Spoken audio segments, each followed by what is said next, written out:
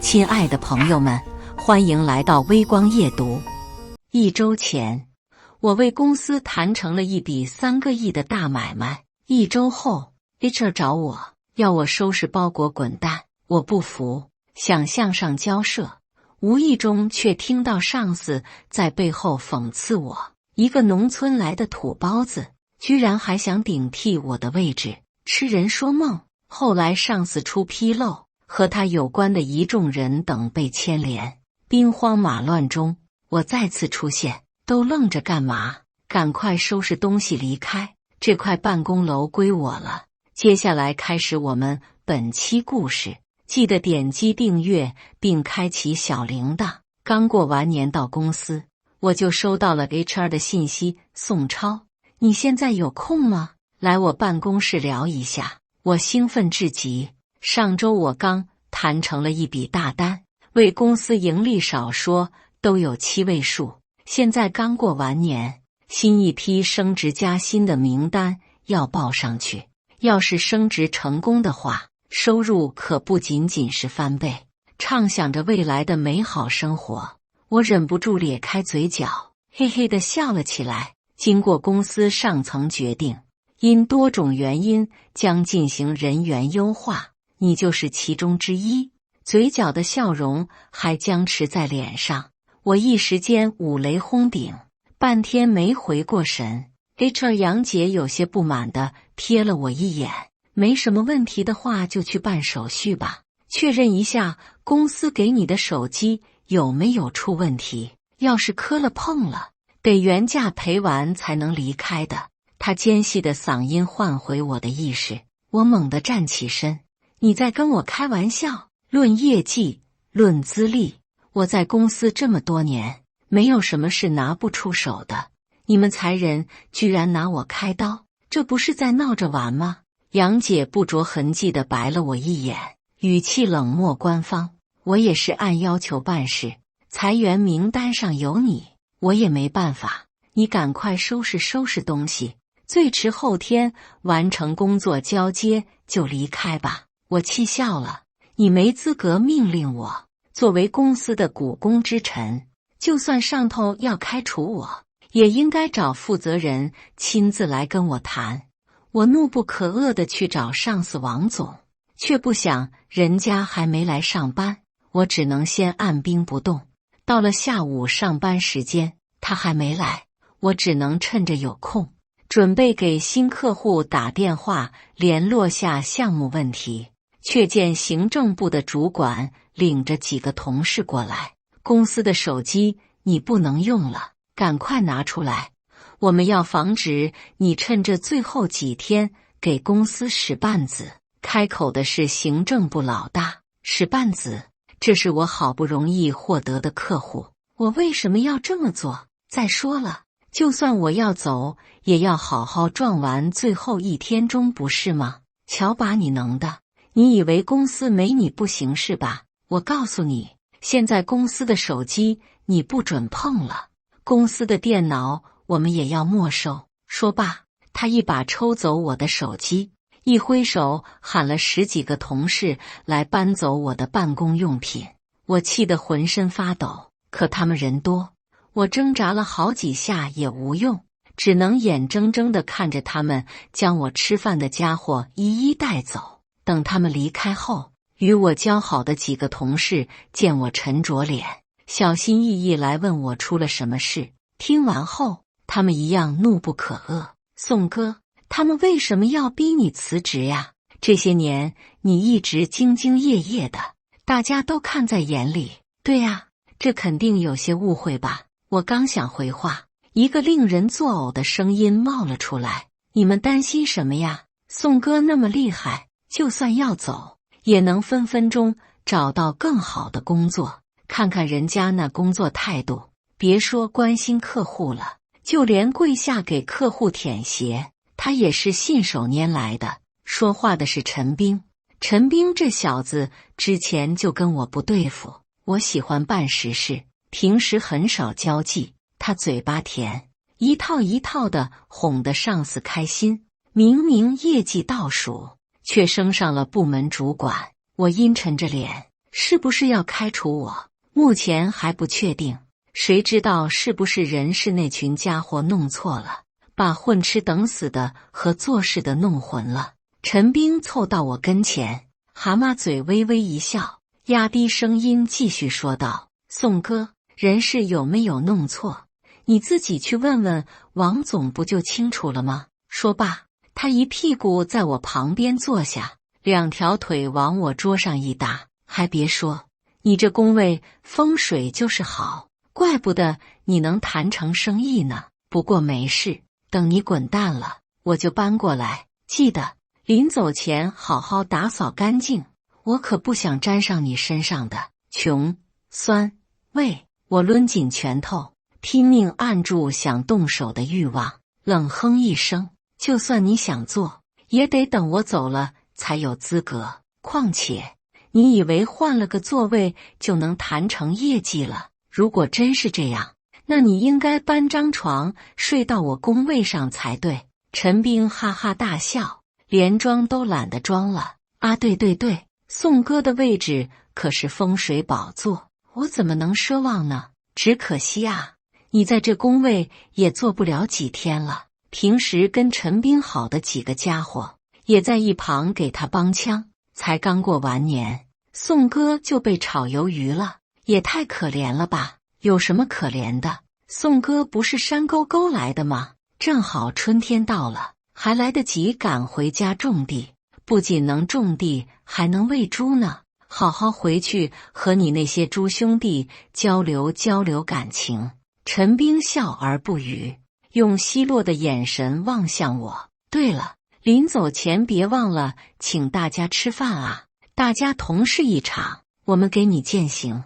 不怀好意的笑声刺激着我的耳膜，我拼命捏紧拳头。事情未定，不论如何都只是 HR 的一面之词，最终结果我还是得去找上司王总核实才对。我摁下心中的怒火，等着他上班。终于临近下班时，王总来了。我冲到王总办公室，可还不等我敲门，就听到办公室里面传来一阵窃笑声，门没关严露出细微的缺口。我微微俯下身，就看到之前找我谈话的HR杨姐拉着王总的手，一脸谄媚。王总，小宋正在办公室闹不满呢，如果不好好安抚，我怕他要闹事。王总敲着二郎腿，面露不屑。你怕个屁，那孙子难不成还真有胆子去劳动仲裁？话虽这么说，但我当时告诉他开除他是大老板的意思，万一真把事情闹大了，他要是知道是您要开除他的怎么办？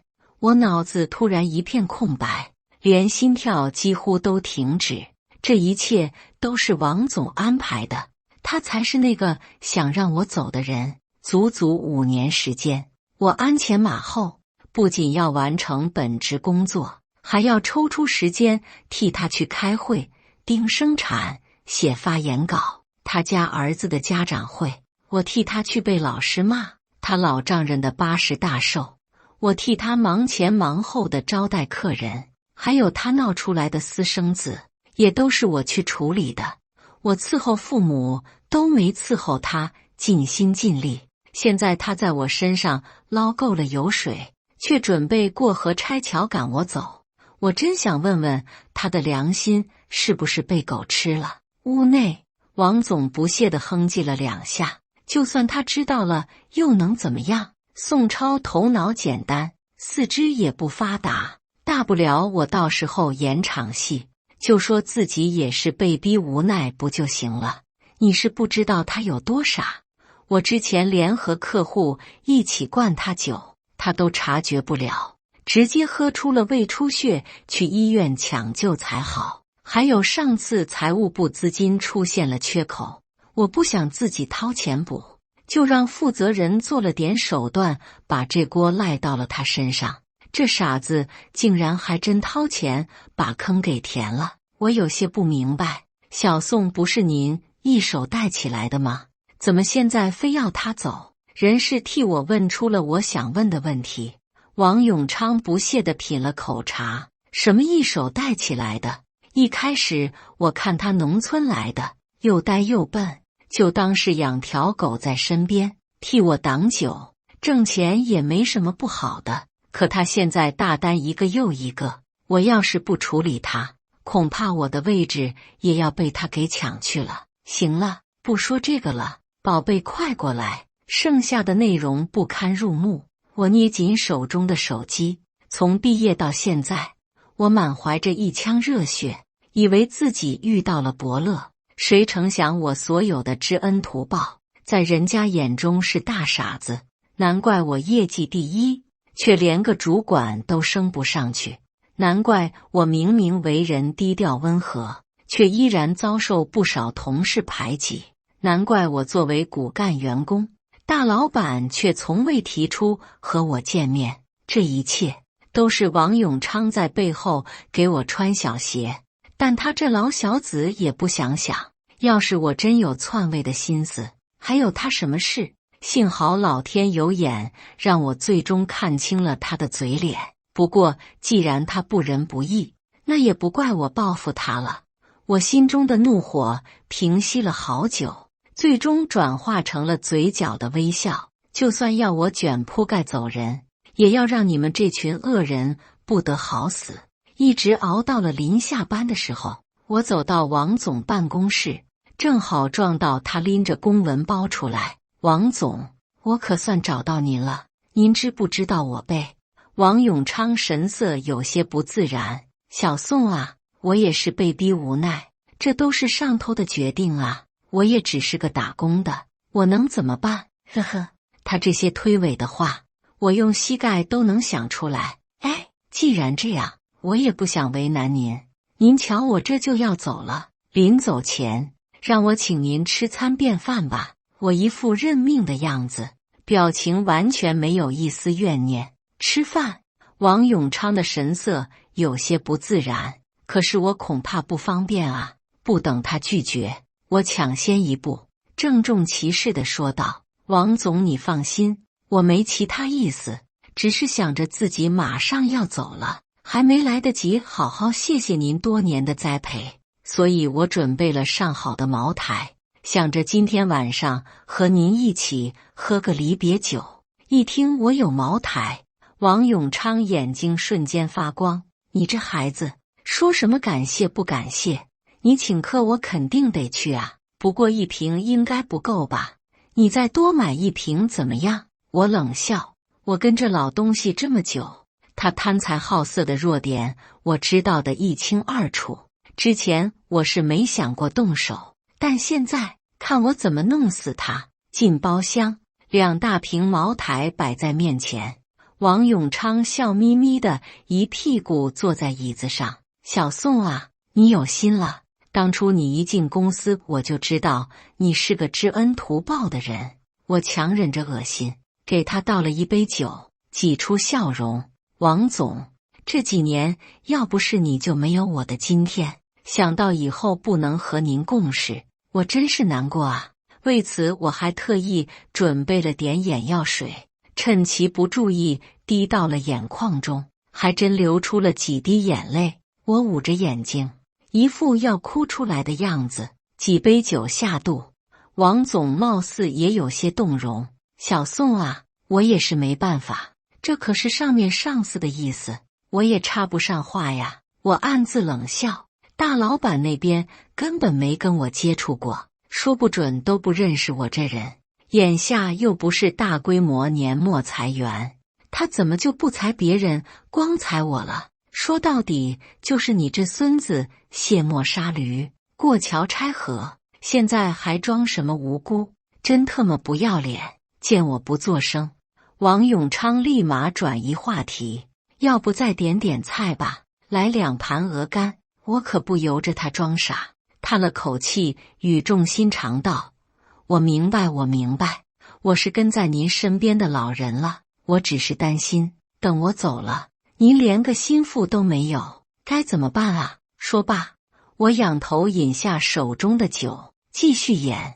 所以您以后行事一定要小心，千万别被小人算计了，否则到时候别说升总经理，估计保住总监这个位置都……我露出一副意有所指的表情。王总生性多疑，一听我话中有话，瞬间严肃：“你这话是什么意思？”我没理他，趴桌上故意打起了呼噜，死咬着不肯睁眼。他狠狠地拍了我好几下，见我没反应，他这才喃喃自语：“难不成这家伙知道些什么？不行，我明天必须得问出来。”有他这番话，我的嘴角默默抿出一抹弧度，钩子已经放下，就等鱼饵自动上钩了。第二天，我睡眼惺忪地赶去公司上班，还没走到工位，就看到王永昌一脸高深莫测地等在走廊上。见到我时，两条小眯眼快速地斜了过来，一脸的探究。王总，早上好。我装作毫不知情地从他身边慢悠悠地走过，终于他没忍住，不死心地喊了一声我的名字：“小宋啊，你来一下，我有点事问你。”除了走廊，公司到处都有监控。王总把我拉到走廊的拐角，神秘兮兮地问我：“你昨天晚上的那些话是什么意思？什么话？哎呀，你这小子怎么喝醉了酒就忘事？”王总气急败坏，但又不好表现得过于着急，只好压低声音，一点一点地对我引导：“你昨晚跟我说，要我小心被小人算计，免得职位不保，这话是什么意思啊？”您说这个？我的眼神闪过一抹心虚，呼吸变得急促。您听错了吧？我能有什么意思？我什么都不知道，什么都没听说。扯淡！你明明就说了，现在装不承认。他的情绪险些把控不住，但很快就冷静了下来，清了清嗓子：“小宋，你放心，只要你老老实实说了，该给你的赔偿金我一定给。”我眼睛一眯，问他：“当真？”见王永昌点头，我才装模作样的从兜里掏出手机。我也不知道怎么说，您自己看吧。一张照片出现在手机屏幕上，王永昌定睛一看，这不是刘总吗？这男的好熟悉。他想了想，眯着眼睛又端详了好一会。新招来的小李，我点点头。王永昌低下头沉思。这个小李毕业于国外名牌大学，研究生学历，现在是我们公司的小销售助理。我简单做了个陈述。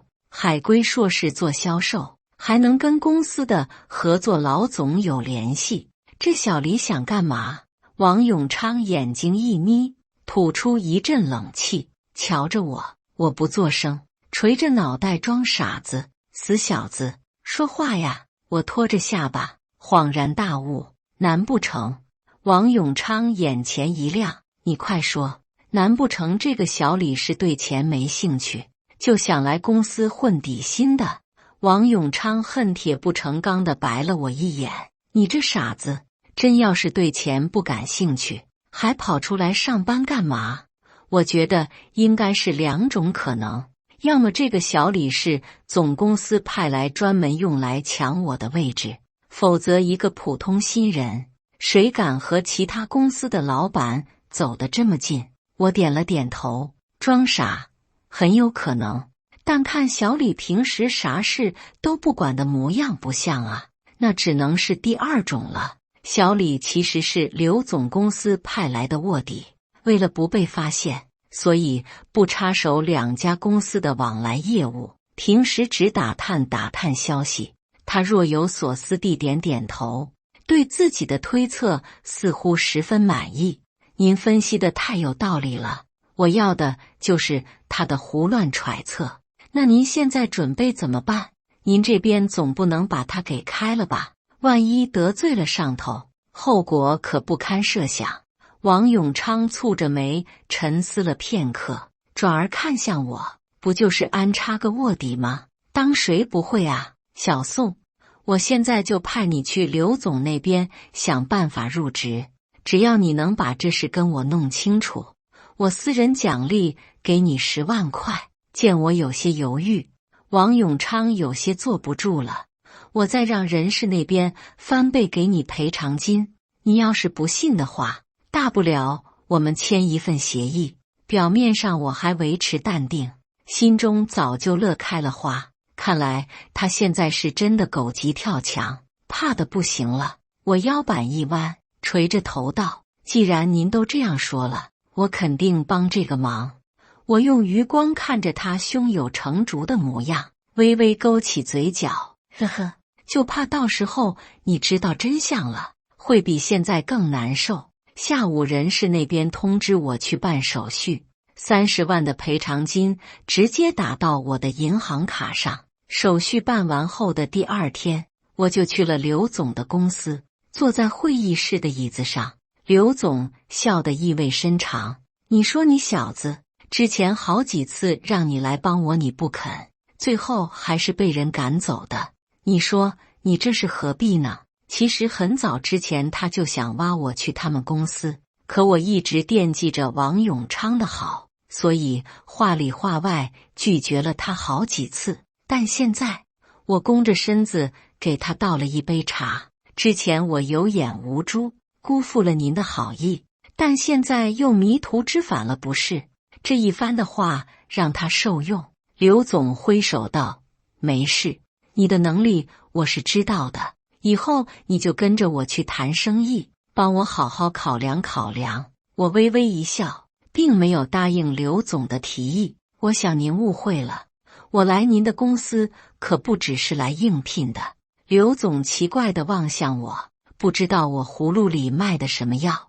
我是来和您谈合作的。我知道您和我之前的公司有新项目要洽谈，但因为挑选总负责人的事还没定下来，所以迟迟没有进展。我有办法让您占据有利位置，进展顺利的话，您可以成为这次合作中最大的赢家。而且我保证我原公司那边不敢提出反对，商人无国界。一听我的这番话，倒是勾起了刘总的兴趣。他点燃一支雪茄：是吗？说给我听听。我将计划事无巨细地告诉了他。这场谋划中，刘总是最为关键的一环，只有说服他了，才能确保不出问题。行吧，就这么办。你可千万不能让我失望。我胸有成竹，放心，绝对不会让您失望的。我正式入职刘总公司的消息很快传了出去。与此同时，王永昌迫不及待地给我打来电话，问我打探的结果怎么样，有没有看到那2人暗中交易，或者是聊到些什么。我握着手机，实话实说，这几天我没看到小李来找刘总，倒是听到过刘总跟他打电话。王总如临大敌。内容呢？内容你听到了吗？我支支吾吾的不肯明说。王总慌了，难不成真的是把我们公司的内部消息给卖了出去？面对他的猜测，我一言不发，只暗暗说道：这些只是您这么认为，没有实际证据，可不能乱说。我乱说，还不是你个废物，什么都找不出来，我才会这么被动。我强忍着恶心陪笑脸，随便他怎么骂，反正他也没几天好日子可以过了。您消消气，反正小李在公司也没有得到重用，就算有些什么，也不会涉及公司内幕的。我意有所指。王永昌现在焦虑的不行，稍微留点漏洞给他，他就能自作主张的撕出一道口子出来。你倒是提醒了我。王永昌冷笑：我完全可以让他亲自来盯项目，到时候他和项目撇不干净关系了，在照片拿上去，话就说不清楚了。王永昌笑得得意，我也发自肺腑的高兴，沉不住气。擅长编制虚假信息，只要他动手，我就能让他死无葬身之地。王永昌一番自夸，我笑而不语。又听了他闲扯了几句，就准备挂电话。等等，小宋啊，你也知道我为人小心谨慎，跟你商量一件事，可以吗？您说。王永昌语气有些心虚，为了以防留下证据，要不我们这段时间少点联系，咱们把联系方式之类的都给删了，到时候真有个万一，我们也不用互相牵连。我就等他这句话，但表面还是不露声色。行，都听您的，就是那赔偿金，放心放心，你都签协议了，还怕什么？王永昌似乎有些迫不及待，匆匆忙忙挂断电话。等我回神，人家已经把我的微信、手机号给拉黑了。我低眉一笑，既然是他主动删除的证据，到时候可就别赖我了。整整1个月的时间，王永昌都没联系我，我不清楚他有没有上报。只听之前的公司同事说，他最近心情很不好，脾气暴躁得很，动不动就骂人。本来就每天在办公室摸鱼，现在倒好，公司也不来了，找他签字都找不到人。与我料想的一致，他肯定是递交了所谓的证据，只可惜上面全无反应。他等得不耐烦了，又不好去问，所以才焦虑的不行。我按兵不动，这时秘书进来说道：“宋总，刘总要我通知您，可以出发了。”好，时隔3个月再次回到前公司，心中还真是有些感慨。之前我是公司员工，每天鞍前马后，即使为公司赚钱了，也避免不了被人一脚踢开的命运。而现在我是他们的甲方，再也不用忍气吞声。刘总，欢迎啊！大老板亲自从总公司飞了过来，笑容可掬地望向刘总，态度甚至可以用讨好来形容。刘总淡定地与之握了握手。我来介绍一下，这是我们公司的销售总监宋总，以后您公司的业务就是由他来对接。大老板依旧陪笑，宋总年轻有为，以后还请您多多指点了。回想起之前开除我的时候，王永昌说是大老板的意思，可人家大老板根本不认识我，他想都不想的把锅推给上面，还真是心大。您客气了，您可能不知道吧，我之前就是您这家分公司出去的。大老板的笑容有些僵硬，一时间没明白我的意思。我接着说道，我之前就是被您这边的王总开除的，他说是您的意思。还有这种事？大老板摆明不知道这件事，但他这边不要的人，最后居然得到了刘总的赏识，这不摆明着说他们识人不清吗？我微微笑了笑，并没有继续这个话题。刘总寒暄几句话之后，就直入主题。这次交货的质量远不如上一批，您这边是不是对质量的把控出现了问题？之前我在原公司的时候，生怕底下人做事不严谨，都是亲自去盯的生产。可我一走，王永昌只知道浑水摸鱼，搞办公室政治，手下一个比一个敷衍，根本没人好好做事。大老板有些尴尬，眼前的质量报告抵赖不了。他深吸一口气，看向旁边的助理。王永昌还没联系上，以往这个点，王总还不知道躺在谁被窝里呢。大老板连个招呼都不打就来了，肯定是碰不上的。助理小心翼翼地绞尽脑汁想理由。这时会议室的门开了，王总着急忙慌地冲了进来，半边领带还挂在脖子上。这都几点了，你现在才来？大老板不好当着王总的面发火，只略微批评了几句，就把产品质量问题的事给说了出来。你好好解释一下，这是什么情况？公司要求每半个月就要抽查产品核查，你做到位了吗？王永昌身上的酒味能把人熏吐，他眯起眼睛，这才注意到坐在他面前的人是我。宋超，你怎么在这？我整理了一下领带。王总，好久不见啊，以后我们就是合作伙伴了。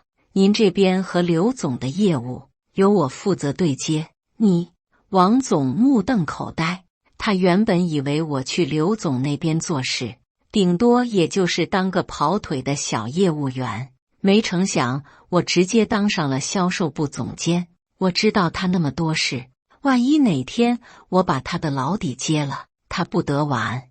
王永昌的脸色白一阵，红一阵，心虚几乎写在了脸上。你好好跟我解释一下，为什么产品质量不合格？刘总发话的语气已经相当不客气。之前小宋在你们公司的时候，从来没发生过这种事情。他一走，你们的产品质量就不过关。看来有人居其位，不谋其职啊！刘总，您别生气。小王，你怎么做事的？这么简单的事情都做不好，太令我失望了。你作为分公司的一把手，连基本的质量把控都不到位，看来我要好好考虑一下，你到底能不能胜任这个位置了。王永昌震惊地看着刘总，本来最近他因为告状却得不到回应的事情而心烦意乱，现在大老板招呼不打一声的就出现，还当着外人的面想要将他撤职。王永昌瞬间脾气上头，酒还没醒，他嗓门也大了起来。质量不过关，重新再做就是了。这点小事您不至于这么激动吧？这话说出来，所有人脸色都变了，而我只本本分分地做一枚观众，默默看戏。你敢这么跟我说话，我有什么不敢？老板，您别被这个姓刘的给骗了，我有证据，他想坑害咱们公司，这些产品说不定就是他偷梁换柱，用来栽赃我们的。王永昌一副大义凛然的样子，一边说一边拿出我之前传给他的照片。照片里小李和刘总谈笑风生地走在一起。老板您看，小李是我们公司的新人，来这几个月业绩约等于零，背地里还和刘总有接触，我怀疑是刘总派到我们公司的卧底。话毕，王总正襟危坐地点了点头，恨不得给自己再鼓个掌。可等了好一会，都不见老板说话。他斜眼望向老板，只见老板头上仅剩的3根杂毛都竖了起来。你个蠢货！小李本就是刘总的外甥，一开始说好来我们公司学习的，人家低调不想曝光身份，你居然好意思告人家黑状？什么？王总双眼一黑，差点吐血。小李是刘总的外甥，他把目光看向我，脑子终于转过弯来，猛地攥紧拳头。死小子，你敢玩我？我正在喝茶，不急不忙地放下茶杯，冷笑道：我玩你什么了？我只是说看到了一张小李和刘总的照片，这张照片是小李发在他微信号上的，很多人都看到了，其余的什么都没说过。不是您自己怀疑他们之间关系的吗？我和王永昌之间的电话录音全都保存了一份，从头到尾就只有他自己的揣测，我连一句附和都没有。他这才意识到上了我的当，只可惜他先一步删光了我们之间的聊天记录，想拿证据出来也做不到。大老板的神色沉了下来。王永昌，你好好跟我解释一下。王永昌可没胆子把心中的那些邪恶念头当众说出来，身为一个分公司老总，正事不干，想些歪心思，现在还当着外人的面给暴露了出来，不等同于在大老板脸上甩巴掌吗？我这才想起来，前段时间我听说自己外甥在公司里被针对排挤，我正想来问问王总，我外甥是怎么得罪您了？您要这么整他？刘总站起来，清了清嗓音，不置可否地质问。我太了解王永昌的性格了，一旦怀疑小李的身份，肯定会明里暗里给小李穿小鞋。果然，这段时间他要底下的员工故意排挤小李，把最累最辛苦的活扔给人家不说，甚至还以保洁阿姨辛苦为由，让小李下班了把厕所打扫干净了才能走。刚踏入社会的富二代，就算不仗势欺人，也不可能任由这些阿猫阿狗欺负。没过多久，小李就给刘总打去电话告状。我给刘总提了个建议，趁这次来公司洽谈生意，当众给小李撑撑腰，就算不报复回去，也得让王总看看，让他好好管束一下手下，别做出欺负新人的事。可他没想到，带头欺负新人的就是王永昌自己。好啊，王永昌，我外甥没做错任何事，你想利用这几张照片就去老板那边告黑状，心思也真够歹毒的。刘总不怒自威地扫了大老板和王总一眼。我们公司与贵公司合作多年，你们赚了我们少说9位数的材料费，就这么欺负人，看来以后这笔生意也不用做了。说完，刘总看了我一眼，做事要走。别，您别生气。刘氏作为公司在江南这边最大的客户，是万万不能得罪的。大老板亲手给刘总倒了杯茶，陪笑着道歉：“您放心，这是我一定给您个交代，绝对不会姑息的。”说完，他狠狠剜了眼王永昌：“你现在就去财务部领这个月的工资，马上给我滚！”一听到要开除他，王永昌不乐意了：“开除我？凭什么就因为这点小事开除我？孙明，你有本事开除我，我就有本事让我们同归于尽。”知道事情已经发展到控制不了的程度，他索性豁出去了，要死一起死，你懂我的意思。王永昌在公司这么多年，不可能不知道公司的一些小九九，他这招我早就料到了。于是我拿起手机发了条微信。1分钟后，小李出现在了会议室。王总，您既然不想走，那能不能先解释一下这件事？小李将文件扔在桌上，文件上清楚记载了王永昌最近的个人账户情况，每个月都有高达100万数的进账，就算他工资分红再高，也不至于到如此。我调查过了，那批质量不合格的产品，原材料的费用近乎一半都进了王总的口袋。我与小李相视而对，给了个相互肯定的眼神。王永昌作为公司老人，想要扳倒他，必须一击致命。所以我在引导王永昌入陷阱的同时，联系了小李，拜托他去调查王永昌。果不其然，这家伙够贪的，原材料一半的费用都敢拿，摆明是不怕进去的。你们胡说八道，这笔钱是我炒股赚来的，你们有什么证据说是公司的？刘总冷哼一声：“那报警好好调查一下不就好了？就不知道王总您经不经得起查啊？”王永昌的错处可太多了，他怎么敢走到报警那步？果然，王永昌面色一变，改口道：“好，我走可以，但是起码要赔偿我2N+1的工资。”这话好熟悉，好像是我之前的台词。但有我在，他还想拿赔偿金，想得美！不等大老板说话，我拿出手机：“您先听听这个吧。”这段时间我也没闲着，找到了之前莫名其妙被开除的员工。大家本就因为没拿到赔偿金本而不满，一听我有办法把王总给拖下来，更是义愤填膺，纷纷表示愿意出来作证。这些人里面，有人因为上厕所超过5分钟被开的，不请你吃饭被开，甚至有不肯把业绩算在其他人头上被开的。您看你还记得吗？一共有23个人，都签字盖了手印。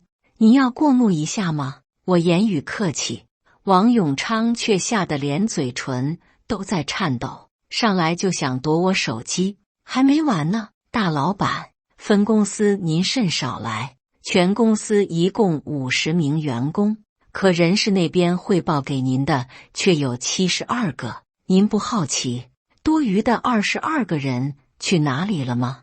王永昌的脸又暗了一个色。总公司在北方，大老板就算来江南，一般也就短暂停留，没有过多干涉公司业务。之前我和人事部另外一名同事关系不错，他一次无意中透露说，每个月给全公司员工结算的工资都是超过了100万，可公司一共才50人，算上保洁、保安，总不可能平均下来每个人的工资都超过2万吧？你谎报员工人数，找公司拿钱，而这多余的22个人的工资都尽数落到了你的手上，你承认不承认？我其实并没有实打实的证据，但王永昌已经绷不住了。就在大老板气鼓鼓地说要报警时，他突然脚下一软，整个人都瘫倒了下去。别报警，别报警，老板，您给我一次机会吧，千万别报警，我把贪的钱都吐出来，您大人不计小人过，一定要饶我一命。王永昌这时也不再顾忌形象，抱着大老板的腿就不放。你刚刚不是还威胁我吗？不是说要鱼死网破吗？正好，我们一起去警局，看看到底谁应该赔钱。掌握了王永昌做过的这么多事，大老板此刻也不怕被他威胁，叫来保安，直接把他给拖了出去。大老板转身望向刘总，眼神中多了一丝愧疚。刘总，真不好意思让你见笑了，对于这次给您造成损失，我让利给您30%怎么样？刘总找准机会下台阶，行吧，我们都是老朋友了，我也犯不着为这事跟你生气。说完，刘总不着痕迹地看了我一眼，商人重利轻别离，刘总愿意配合我的条件之一就是能获利。虽然我已经成功拉王永昌下马，但此行的主要目的还是为了2个公司之间的合作。3个月前，刘总和大老板都已决定进行更进一步合作，但为了保障合作顺利，他们决定推举一个人出来作为第三方，对两边都起到牵制监督的作用。而我对2个公司的情况都了如指掌，所以最合适的人选是我无疑。宋总刚正不阿，才华横溢，有您监督，我再信任不过。对了，在我们合作开始前，还烦请你把王永昌那一派的人全都清理干净，我的公司可留不得这些玩意。得到大老板的允许后，我先从陈兵那几人开刀。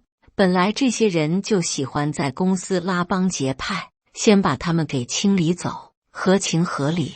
宋哥，我们好歹是一起进公司的，现在工作不好找，你是不是？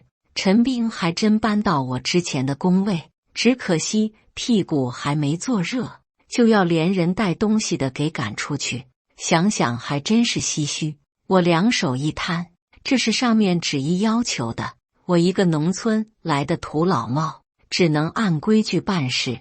陈兵满脸尴尬，我继续道，再说了，你现在走是好事，总比查出点什么被警察带走好，你说呢？他听得出我意有所指，王永昌敢如此肆无忌惮，肯定是有心腹在暗中扶持他，而包括陈兵在内的这些人，或多或少都捞过公司的油水，要是真调查起来，这些人一个都跑不掉。陈兵知道没有回头的余地，只好灰头土脸地收拾东西离开。他还算是个聪明人，只可惜之前那个刁难过我的杨姐却死活不肯离开。他站在公司楼下骂街，指责我公报私仇。我找保安去赶他，可今天将他赶走了，他第2天接着来，实在让人忍无可忍。于是我只好亲自与他对峙。你到底想怎么样？我对你仁至义尽，钱也都赔了，你还想怎么样？我是女人，我要是在网上说些什么，这家公司就废了，是吗？我冷笑，翻出相册中的一段视频放给他看，那是王永昌办公室的一段录像。我一直隐忍不发，没有告诉任何人，就为了今日。果然，女人的神色骤变，瞪大眼睛看向我。我是公司县主管，那我要是在网上说些什么，你不就废了？再说了，你现在的日子已经很不好过了，如果我把这段视频公布到网上，你估计连在这个城市活下来都难了吧？杨姐立马不吱声了，脸色白得毫无一丝血色。我没再搭理她，转身回到了公司。